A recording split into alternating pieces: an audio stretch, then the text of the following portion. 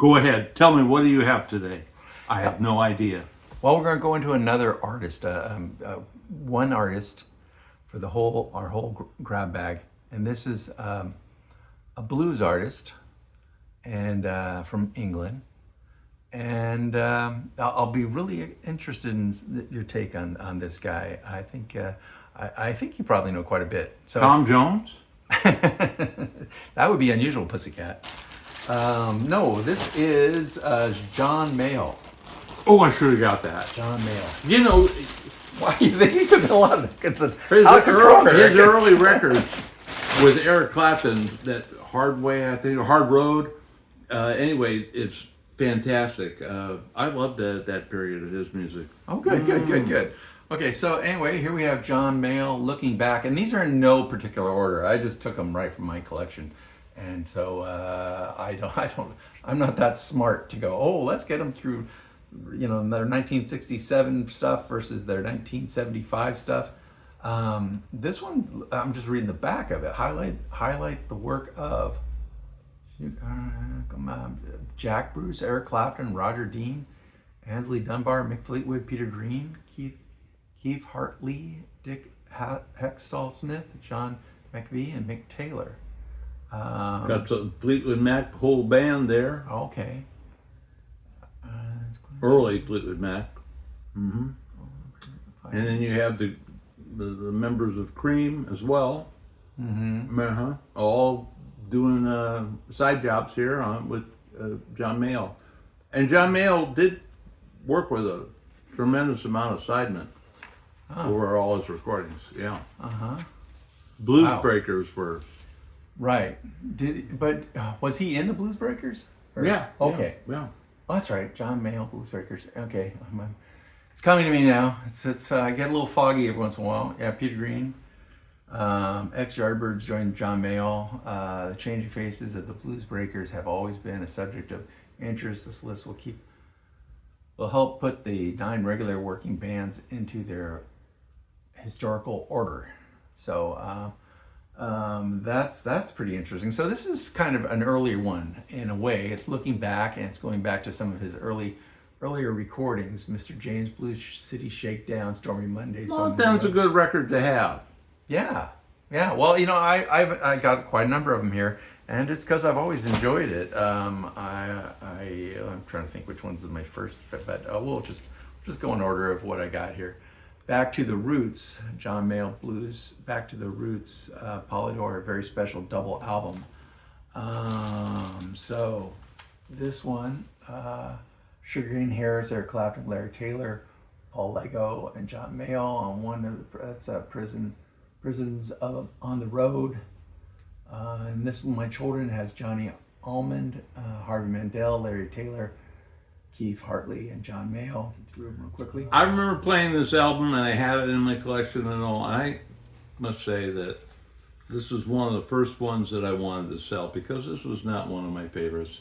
I look at those titles there, and I can't really say who the authors of these records are. I wouldn't be surprised if many of them were John Mayall's own creations, but they just didn't make it with me.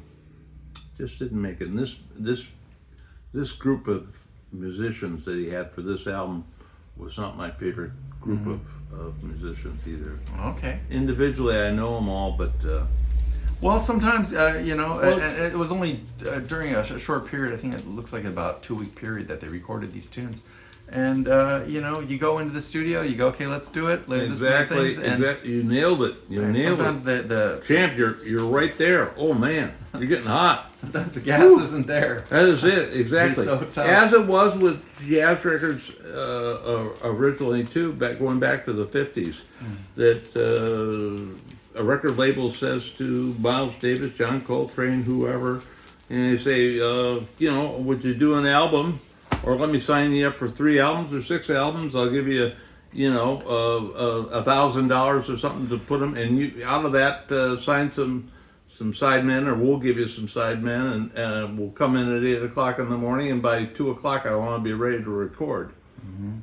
So yeah, well, it takes a lot of courage, I think, for these musicians to go in there and go, okay, these are the charts, and That's it. They give them the play it. charts, and you go to your corner of the recording studio and go to it. Yeah, let's see if we can make this into something hot. Yeah, And it's doesn't not always work, Doesn't always work, does it? and sometimes the material's not that great either. Yeah, I mean, if you watch the Beatles Get Back thing, for a while they were struggling. They're struggling, having bits of a song and nothing really all created.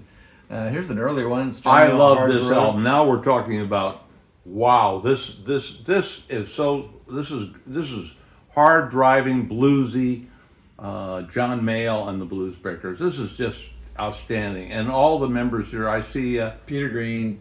yeah, who John Peter McVie. Green. I love his work Right. and his vocals as well. Right, and you got John McVie from Fleetwood Mac again, Mm-hmm. and Ansley Dunbar. I'm not sure what band. Well, he later went on and had Ansley Dunbar. Yeah. Played with somebody else too, right? Yeah. But Yeah. he had his own band, and I liked his solo work as well. But this is early, and the earlier the John Mayall records is the better, because this is when he had really a hot band, really hot. 1966. Yeah. So Oh my yeah, God. yeah, that's a good one. This is the later one here. Later one, John Mayall, U.S. Union. This is another one I got, and I thought, oh, I'm going to love it. And then when I heard it, I go, maybe not. Well, let's see. What we got here for Don tunes? Harris on violin. You have Ray Deep Blue Taylor. Sea, My Pretty Girl. You have Harvey Mandel. Where Lead did guitar. my legs go? Took the car, crying, progressive emotions. Just by the titles, I go, nope. Well, And I saw the band members there. Tell Yeah. me those band members. again, Larry Taylor, Don Harris, Harvey Mandel. Now Harvey Mandel's a solid lead guitarist, so I know that. But But you can get him too far afield too. Don't give him a good chart. And sure. Yeah. It's Diary of a Band, John Mayall. I think this is a good album. Yeah, this is Blood on the Night. Oh no! Look at that. Keith Hartley interview. No, you're right. Yeah. Medley. Yeah. Medley.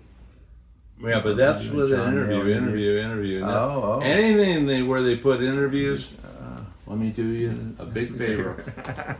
Bury it. Bury it. This is the original Blues Breakers Breakers. with Eric Clapton. Solid. All Your Smoking. Love. Hideaway. Hideaway. Let Eric just go to town on that one. Yeah. Parchment Farm. And Parchment Farm, was right in the ballpark of Luther Allison. John Mayall, because it's got a opportunity for him to play the harmonica there, and his voice is excellent on that song. Because Mose Allison kind of had a hoarse voice, and I think of John Mayall's voice as being a little thin, and so the two of them sounded very much alike.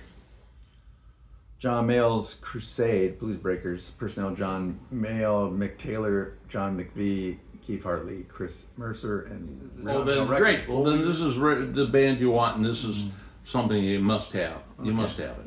Okay.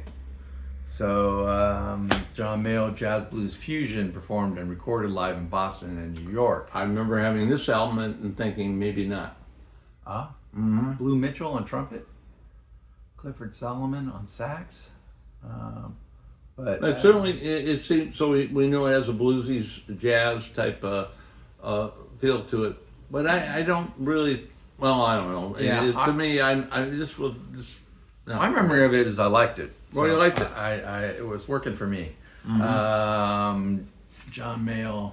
I don't remember this one as well. It looks like a little bit later. Very 70s inside here. Looking at what he's wearing. That's probably okay. I mean, I It'll like be okay, blues. but- I know. There's a lot of blues out there, and if it's just okay, maybe I can pass on that. Little Boogie in the Afternoon, Mess of Love, That Love, The Boy Like to Succeed, Who's Next, Who's Now, Hail to the Man Who Lives Alone, There Will Be a Way, Just Knowing You're in a Pleasure. Oh, Just Knowing You is a Pleasure, A Hard Day's Night, Old Time Blues.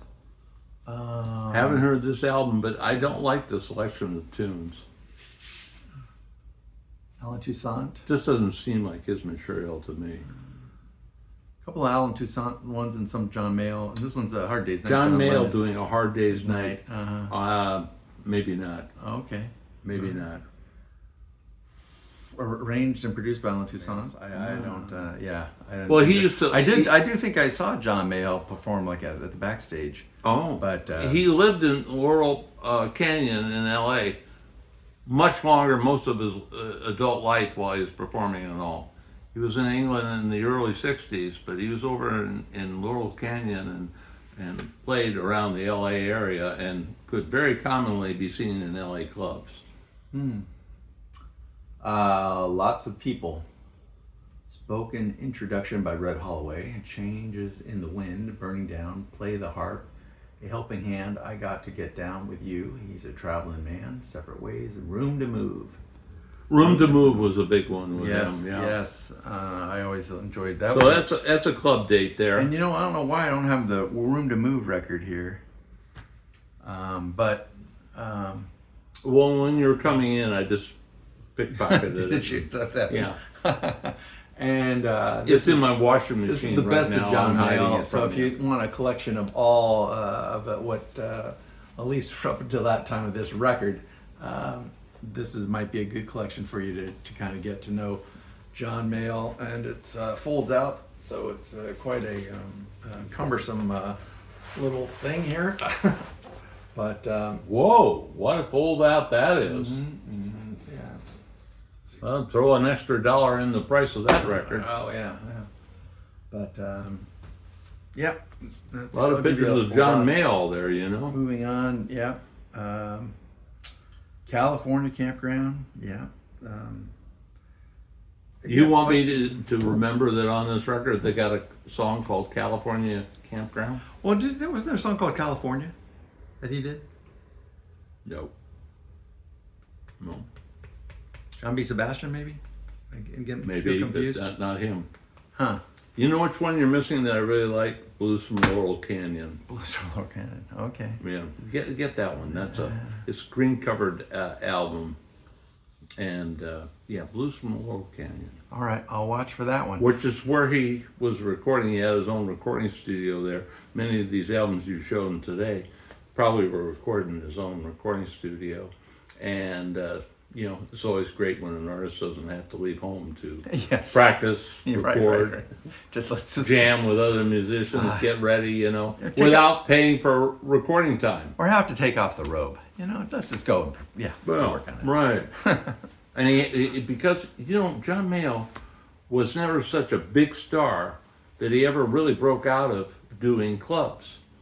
So that meant really more work for him in a sense, in that, you know, he could go into a club on, say, a Thursday, Friday, Saturday, Sunday, book a whole week, where he wasn't flying to, you know, New York and go up to Chicago. I think it's all a lot of work. I'm always impressed with musicians. Yeah, well, he Have did to a lot of travel. that too, but he could stay around Los Angeles quite a bit. Yeah, I could see that in LA. Yeah, there's Yeah, enough- so many enough clubs stuff down there, that- right? especially at that time. But when you start getting up in the Northwest, okay, I'm performing, you know, Portland. Now I got to do Seattle and then Vancouver.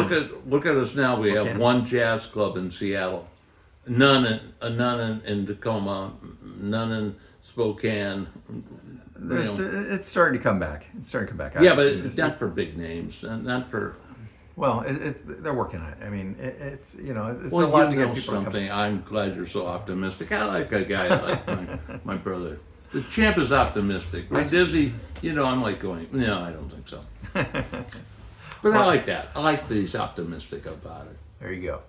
All right, so that's our exploration on John Mayall and Champ out. Dizzy out.